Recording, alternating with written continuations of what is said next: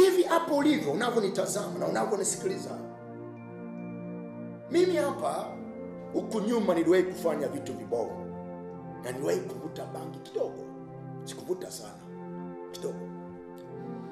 Lakini chanzo chake, nisikilize, nilipata rafiki mbaya. Nilikuwa katika pointi, dhambi moja inaongeza dhambi nyingine. Na Biblia inasema watu wawili watatembeaje katika njia moja wasipopatana? Kuna mapatano mema na kuna mapatano mabaya. Kuna watu wameamua, sisi tutakuwa wema, sisi tutamcha Mungu, sisi tutafanya ibada, sisi tumeachana na dunia. Kuna mapatano mengine ni mabaya. Watu wanasema sisi tutakuwa wezi, sisi tutakuwa wauaji, sisi tutakuwa mafisadi, sisi tutakuwa wazulumaji. Ndio maana kitabu cha Mithali, katika fundisho mojawapo la hekima linalotaka kumfanya kijana awe bora, kataa vishawishi vya wenye dhambi. Inasema, mwanangu, wenye dhambi wakikushawishi usikubali.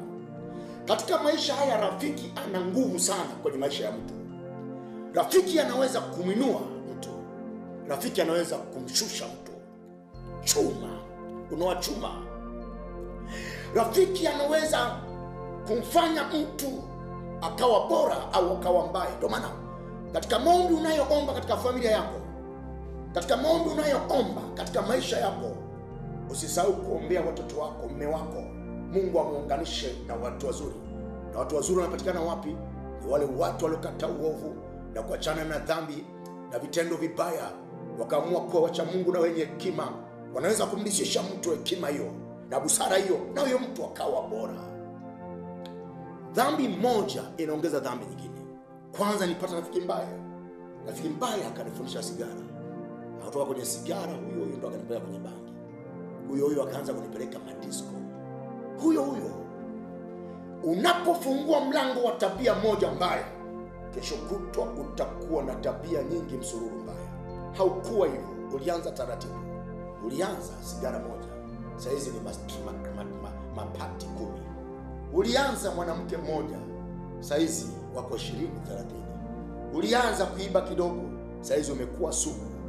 Ulianza jeuri kidogo kidogo, sasa hizi imekuwa kubwa. Yuko Yesu katika kipindi hichi cha kimbilia kwa Yesu.